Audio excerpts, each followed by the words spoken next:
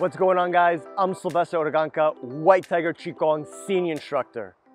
And I'm here today to talk to you about Qigong for beginners. So if you're new to Qigong or curious about White Tiger Qigong, stay tuned.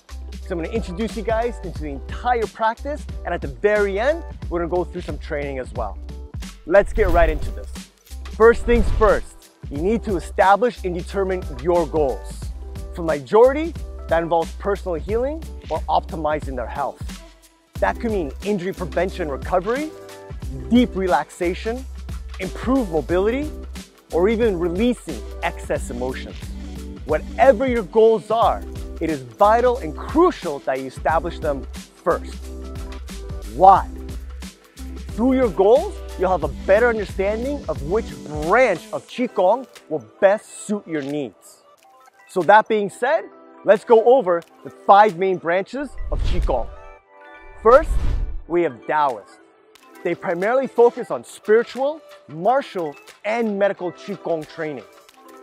See, the Taoists believe that the spirit is intrinsically connected to the body, which is then crucial for enlightenment. This is why the Taoists primarily practice and focus on longevity. Next is Buddhist, concentrated on spiritual and martial Qigong. Their primary focus is on martial protection and enlightenment. Number 3, we have Confucian. Not a lot is known about the practice of this type of Qigong. So we're going to get right into number 4, martial. This is where the martial artists will utilize martial Qigong to build explosive power, stamina, and endurance, which is seen by the famed Shaolin monks. Last, we have medical, with a focus on physical, mental, and emotional health. See, medical Qigong utilizes gentle movements, breathing exercises, and meditation to bring the body back into balance, promote healing, and optimize health. This can then be split up into 2 subcategories. Modern medical Qigong, which is a synthesis of all Qigong styles, with a focus on mind, body, and breath. Then we have Taoist medical Qigong, which is made up of ancient Qigong styles, with the belief that the spirit is intrinsically connected to the body. Because of that, they have a primary focus on spirit, body, and breath. Now, with that understanding, let's focus on Taoism and the 3 types. So starting with the first, the Wu people. They were a tribal and shamanic community made up of mystics and healers. Not only were they the first Taoists, but they were also the first practitioners of Qigong. How? They would actually imitate the movements and the energy of animals and bring that into dance. Next, we have religious Taoism. This is where we start getting to rituals, ceremonies. There's a hierarchy within religious Taoism, and of course, communication with deities. Last, we have Lao Tzu Taoism, based on nature. And we're always working towards harmonizing with nature, with the understanding that there is no hierarchy.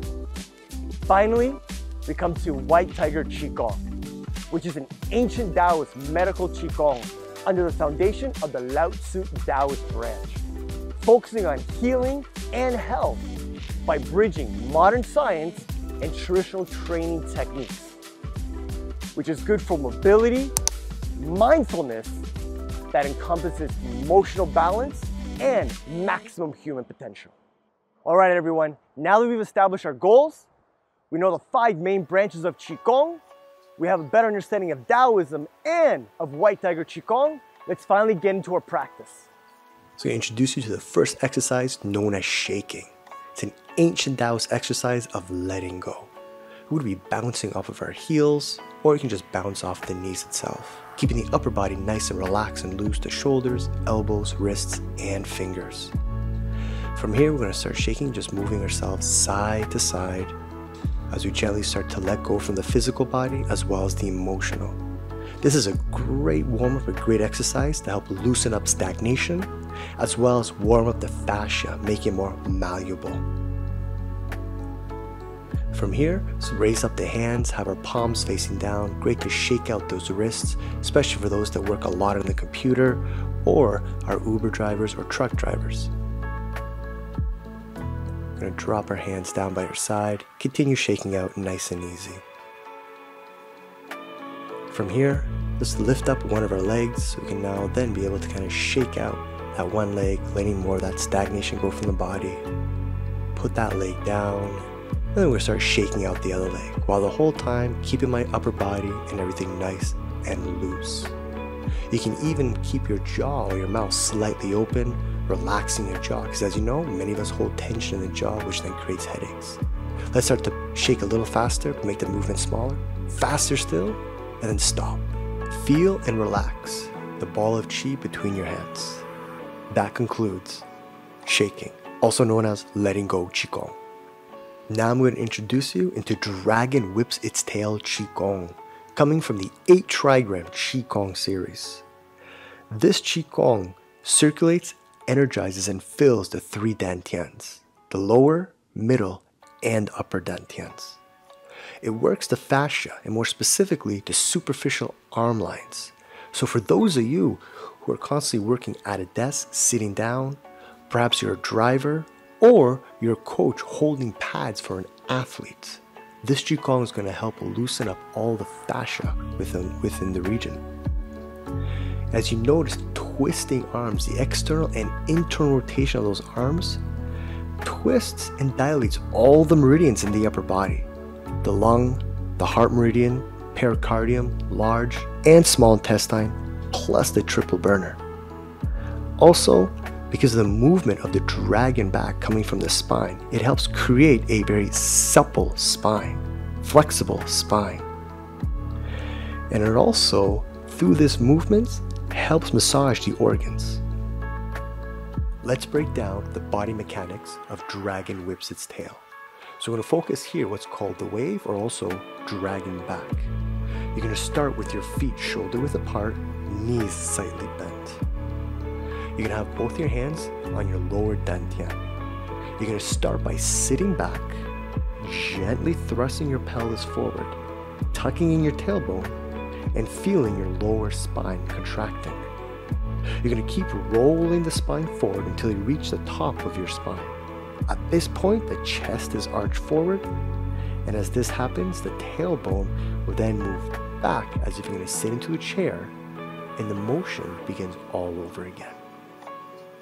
Now, we're going to step out into Mabu, horse stance.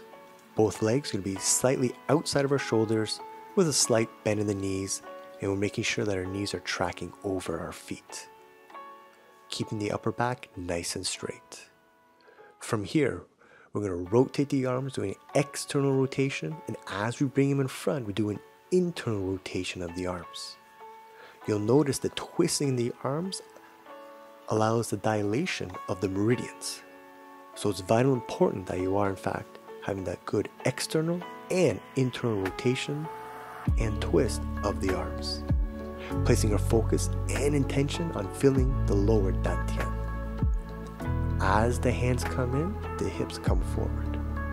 Now, we're going to start filling the middle dantian and the upper dantian, still maintaining the external and internal rotation of the arms.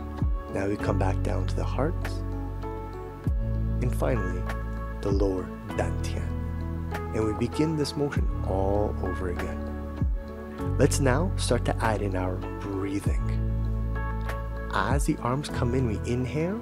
As they come out behind us, we exhale. Inhale, hips go forward. Exhale, hips go back. Inhale, exhale. During this time, we're filling up all 3 of the dantians. From the middle dantian to the lower dantian, utilizing the mechanics of the wave and introducing our arms in the Mabu stance, keeping the gaze forward, head straight.